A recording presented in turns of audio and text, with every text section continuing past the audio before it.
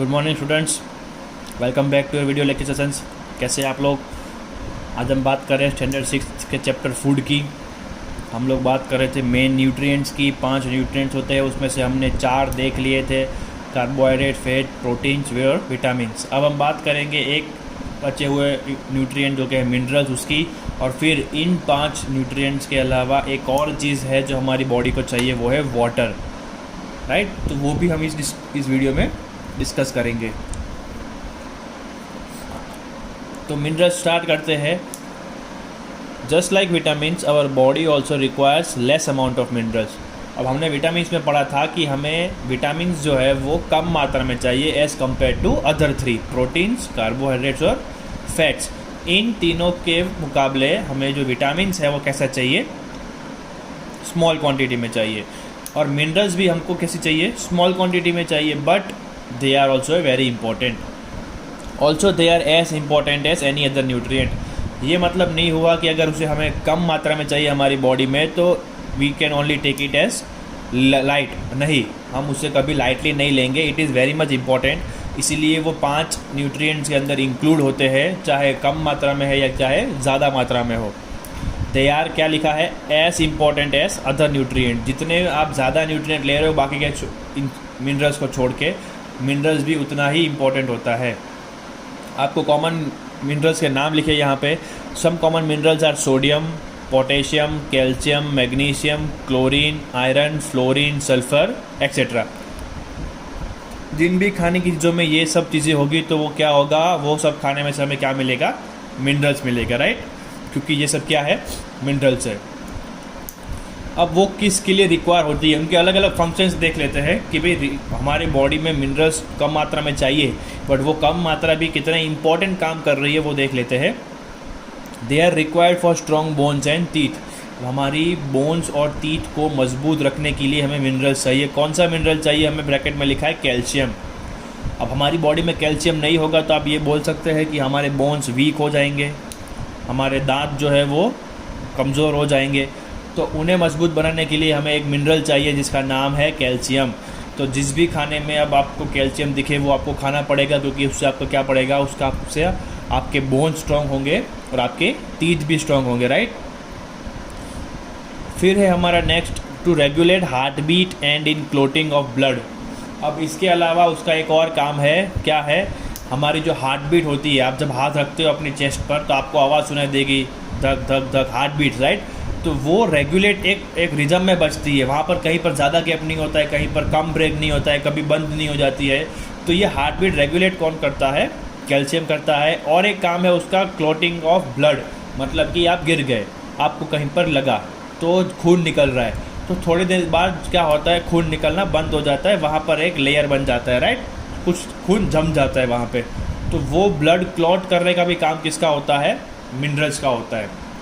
तो अब हमें वो चाहिए वेरी लेस अमाउंट में।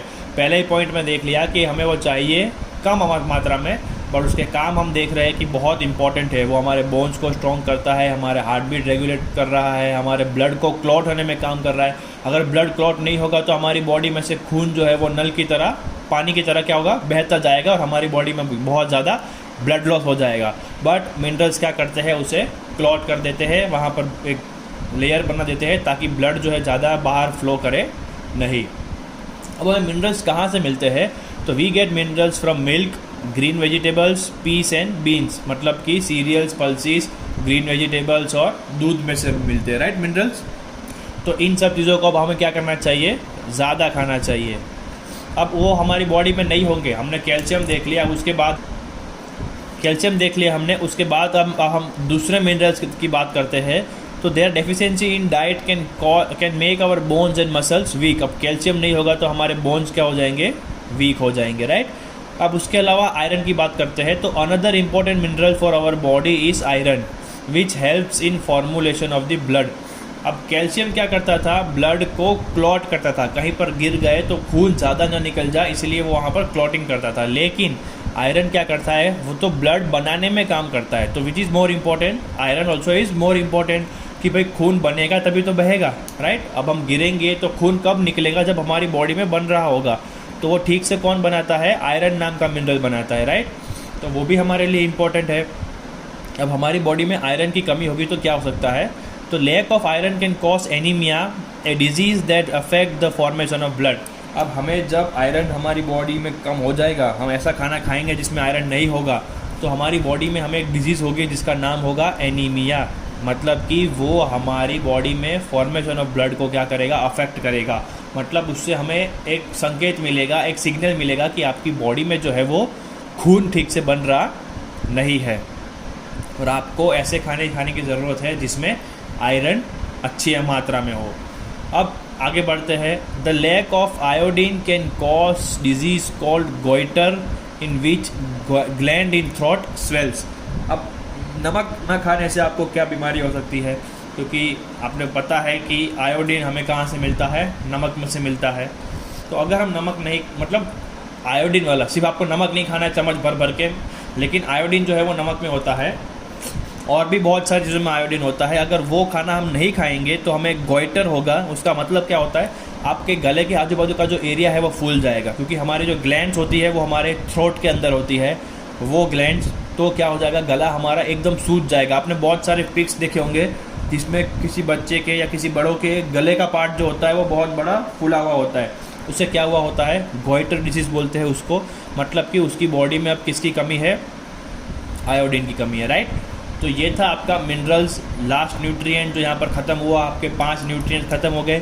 अब इन 5 न्यूट्रिएंट्स के अलावा आपकी बॉडी को और किस चीज़ की ज़रूरत है वो हम देख लेते हैं आगे, ताकि आपकी बॉडी के एसेंशियल न्यूट्रिएंट्स, मतलब एसेंशियल नीड्स ख़त्म हो जाए। उसके बाद हम आपकी बॉडी में अगर ये नहीं होंगे तो ओवरऑल डिजीज़ क्या होगी वो देख लेंगे। तो आगे बढ़ते हैं हमारे नेक्स्ट टॉपिक की तरफ। तो स्टूडेंट्स, हमारा नेक्स्ट टॉपिक है वाटर। अब इन 5 न्यूट्रिएंट्स के अलावा वाटर जो है वो भी हमारी बॉडी के लिए बहुत इम्पॉर्टेंट है, राइट। क्यों इम्पॉर्टेंट है देख लेते हैं क्या होता है वाटर से।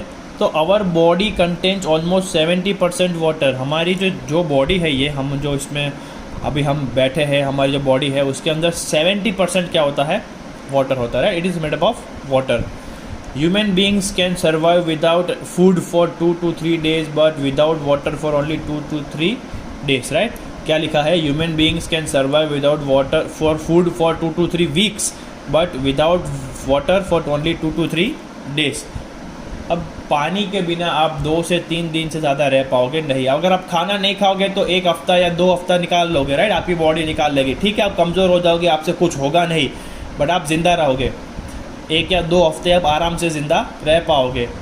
लेकिन अगर आपको पानी नहीं मिला 2 से ज़्यादा दिन तक, तो आपकी बॉडी ठीक से काम कर पाएगी नहीं, और हो सकता है कि 2 से 3 दिन में ही आप मर जाए, राइट। तो पानी भी उतना ही इम्पोर्टेंट है। Our body does not only take water directly by drinking but also through some foods. अब हमारी बॉडी जो है वो हमारे वाटर बैलेंस को, अब 70% है तो आप समझ सकते हो कि आपको कितना पानी पीना चाहिए, राइट। उसको मेंटेन करने के, क्योंकि हमें पसीना होता है, हम यूरिन जाते हैं, राइट। तो इन सब चीज़ों में पानी बहुत वेस्ट होता है। तो ये 70% का जो रेशियो है वो हमें मेंटेन करना है हमारी बॉडी में। तो हम कितनी बार पानी पिएंगे और कब तक पानी पीते रहेंगे। तो ये क्या लिखा है इस पॉइंट में कि हमारी बॉडी जो है वो पानी सिर्फ डायरेक्टली पानी पीने से ही नहीं लेती है, वो खानों में से भी क्या कर देती है, from food also it extracts the water. बहुत सारे फूड ऐसे होते हैं जो सिर्फ और सिर्फ पानी कंटेन करते हैं, जैसे कि काकड़ी, cucumber, right. It is made up of more than 90% of water. आपको ये शायद नहीं पता होगा, या फिर आप मैंने बोल दिया है, आप गूगल भी कर सकते हैं कि जो ककुम्बर होता है that is made up of almost more than 90% of water. मतलब कि अगर आप वो खा लेते हैं तो आपकी बॉडी में वाटर का जो बैलेंस है वो मेंटेन हो जाएगा। उसके अलावा एक और फ्रूट है वाटरमेलन, जिसका नाम ही वाटरमेलन है, राइट, तरबूज। वो भी क्या होता है, हमारी बॉडी में वाटर लेवल को मेंटेन करता है ताकि हमारी बॉडी में पानी की कमी हो जाए नहीं। आगे बढ़ते हैं। The requirement of different persons for water are different. अब देखो, हर एक अलग अलग इंसान की पानी की जो है नीड वो क्या होती है, अलग अलग होती है। कुछ इंसान को पसीना ज़्यादा हो रहा है तो उसे ज़्यादा पानी चाहिए, कुछ इंसान को पसीना कम हो रहा है तो कुछ तो उसे पानी कम चाहिए। Some people goes to urine very frequently. कुछ लोग ज़्यादा बाथरूम जाते हैं तो उन्हें पानी ज़्यादा चाहिए, कुछ लोग बिल्कुल नहीं जाते तो उन्हें पानी कम चाहिए। तो अलग अलग पर्सन्स को पानी का जो इंटेक है वो, उसकी जो मात्रा होती है वो अलग अलग रहती है, राइट। डिफरेंट पर्सन्स के लिए डिफरेंट अमाउंट की होती है। It also depends on how much one person uses water through excretion, sweating and so on. जो मैंने बोला वही है कि भाई एक इंसान अपनी बॉडी में से पानी किन किन माध्यम से बाहर निकल रहा है और कितनी जल्दी निकल रहा है। कोई कितना जल्दी वॉशरूम जा रहा है, कोई जितना जल्दी को पसीना हो रहा है, कितना पानी वेस्ट हो रहा है, उसके ऊपर डिपेंड करता है कि आपकी बॉडी को अंदर कितना पानी देना चाहिए, राइट। अब ये था पानी का इम्पोर्टेंस। अब पानी हमारी बॉडी में क्या काम करती है एग्जैक्टली, जो उसके मेन फंक्शन है वो देख लेते हैं। तो वाटर मेनली क्या काम करता है, तो all reactions in body happens in dissolve state. अब हमारी बॉडी में जितने भी फंक्शंस या फिर केमिकल रिएक्शंस हो रहे हैं, जैसे केमिकल रिएक्शंस जैसे कि कौन कौन सी, तो सेल का बनना, राइट, ब्लड का बनना, फिर खाना डाइजेस्ट होना, ऑक्सीजन का अंदर आना, उसको सेल्स तक पहुंचाना, ये सारे रिएक्शंस जो होते हैं वो डिजॉल्व स्टेट में होते हैं, मतलब कि पानी के अंदर घुलने के बाद ही पॉसिबल है। तो आप समझ सकते हैं कि पानी की इंपॉर्टेंस कितनी है। अगर पानी नहीं होगा तो ये सारी चीज़ें हो पाएगी नहीं। नेक्स्ट टॉपिक है, it helps to carry digested food all over the body. अब हमारे स्टमक ने खाने को डाइजेस्ट कर लिया, अब उसे बॉडी के अलग अलग पार्ट्स तक कैसे पहुंचाएंगे, तो वो कौन करेगा, पानी करेगा, राइट, क्योंकि वो हमारे बॉडी में ब्लड की तरफ फ्लो कर रहा होता है, तो वो सारे ऑर्गन्स तक क्या करेगा, डाइजेस्टेड फूड को पहुंचा देगा। It also carries waste to different parts from releasing it. अब जैसे खाना पहुंचाता है हर एक पार्ट्स में, वैसे ही जहाँ जहाँ से हमारी बॉडी से वेस्ट निकलता है उन पॉइंट्स तक हमारी बॉडी में से वेस्ट पहुँचाएगा। जैसे नोज तक कार्बन डाइऑक्साइड पहुँचाएगा, ताकि जब हम सांस बाहर छोड़ेंगे तो कार्बन डाइऑक्साइड निकलेगा, राइट। फिर नीचे यूरिन पहुँचाएगा, फिर हमारी बॉडी में से जो स्वेट निकलता है, तो हमारी बॉडी में से जो पसीना निकलता है, तो वो स्किन पोर्स जो होते हैं जहाँ से पानी बाहर निकलता है हमारी बॉडी में से, तो वहाँ पर क्या पहुँचाएगा, वो पसीना पहुँचाएगा। तो पानी ये भी काम करता है कि जहाँ पर वेस्ट निकलता है वहाँ पर वो उसको पहुँचा देता है। लास्ट पॉइंट है, it also regulates the body temperature. अब वो आपके बॉडी के टेम्परेचर को भी मेंटेन करता है। आपकी बॉडी का टेम्परेचर मिनिमम, आपकी बॉडी का टेम्परेचर कितना होना चाहिए, room temperature around 32 to 34, right. तो वो मेंटेन कौन करता है, वाटर करता है।